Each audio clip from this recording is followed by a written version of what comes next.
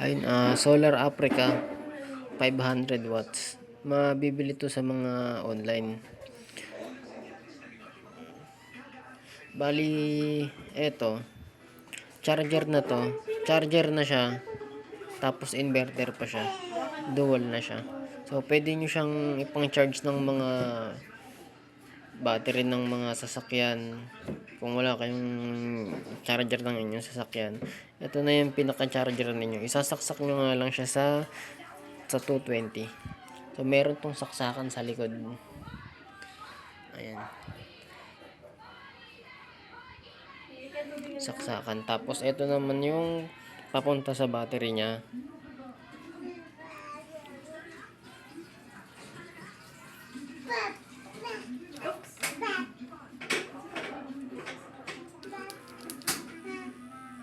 Ayan.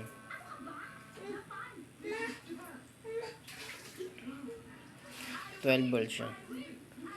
So, ito. Pag pinindot nyo yun dito, ito na yung inverter. Inverter mode siya. Pero pag kinlik nyo siya dito sa kabila, ayan, namatay siya yung 220 niya. Kasi naka-charging mode siya, naka-charger mode siya sa mga lead acid. Ayan, so magkakaroon lang to ng supply pag yung saksakan nito, sinaksak nyo siya sa 220. Sa 220. Ngayon, charger na siya, magiging charger na siya. Tapos balik tayo sa dito. Inverter. Ayan, so gumagana na siya. 220 siya. 220 volts na siya, naka AC siya. So, pwede na siyang saksakan dito. Pwede na yung saksakan. Ayan, dalawa ang mood nito eh. Dalawa siya. Halimbawa, 220 siya. Sinaksakan mo siya.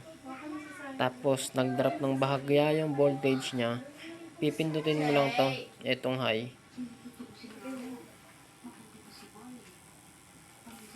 Ayan, so pag pinindot yan, ayun o, tumaas siya ng bahagya. Kaya pag nag-drop siya, halimbawa, sinaksakan nyo siya, pipindutin nyo lang yung high kung magda-drop siya. Tapos, kung lalagyan nyo siya ng halimbawa, ang battery ninyo, kung ang gagamitin nyo dito ay lithium,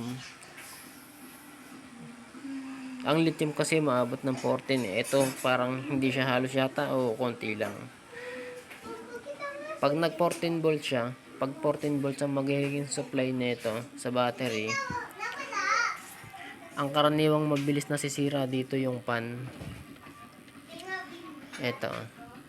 Kasi yung pan nito 12 volts lang talaga siya.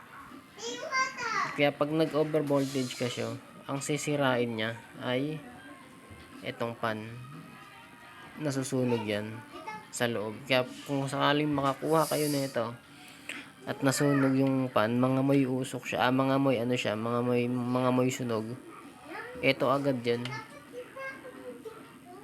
Pero tignan nyo muna kung naikot siya, kasi ang niyan, parang gaganyan-ganyan yan, babalik-balik siya.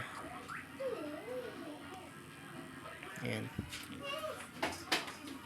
So, bali ang neto, ang output neto 220 siya. Tapos kasi ang alam ko bawal to sa sa mga masisela na na mga appliances, kasi to, square wave siya. Square wave yan. Ito yung niya, kung titignan niyo, square wave siya, square wave. Ayan.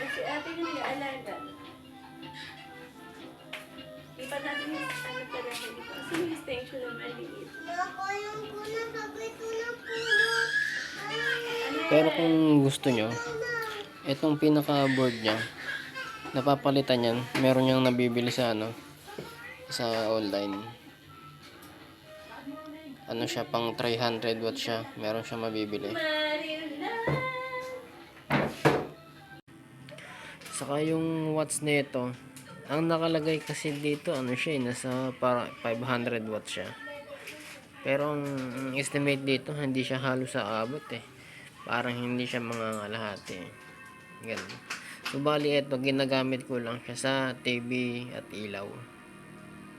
Doon ko lang siya ginagamit. Pero sa computer, kung gagamitin nyo sa computer, kahit pindutin nyo to, wala, magdadrop talaga siya. Masisira, sayang na masisira lang to.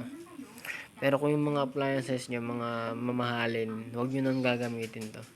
Maghanap na kayo ng ng pure sine wave. Huwag na yung eto. Saka pag nag-overload naman to, eto, lalabas naman yan. Working naman yan. Tapos yung dito sa likod naman niya, may fuse yan. Fuse na yan siya. Yan, kung may tanong kayo dito, i-ano nyo lang, comment na lang kayo sa baba. Basta tandaan nyo lang yung ibang sinasabi ko, yung sa panya. Pero yung sa panya, kung sakaling ibabalik nyo siya, ibabalik nyo pa rin to kahit nasunog. Bibili lang kayo ng ng IC na 7812. Madali lang ang diagram nun, siguro kakailanganin nyo lang 2 parts lang. Bali yung IC na yun ng 7812, parang up to yata yun, up to 20 volts o 30 volts. Tapos ang ilalabas niya, fix siya na 12 volts. So kahit gaano kataas yung isupply nyo na battery, mag 14 volts o 14.5, hindi masisira yung fan nito. Pero bali ako kasi hindi ko na siya binalik. Inopen ko na lang to. Saka hindi ko na binabalik yung tornilyo nito. Ito yung cover nito. Ayun. Kaya ang pinakamaganda talaga nito, dual na siya. Inverter na siya, charger siya. Dalawa na yan Pang charge nito, battery. Tapos inverter na rin siya. Ayun lang, comment na lang kung may tanong.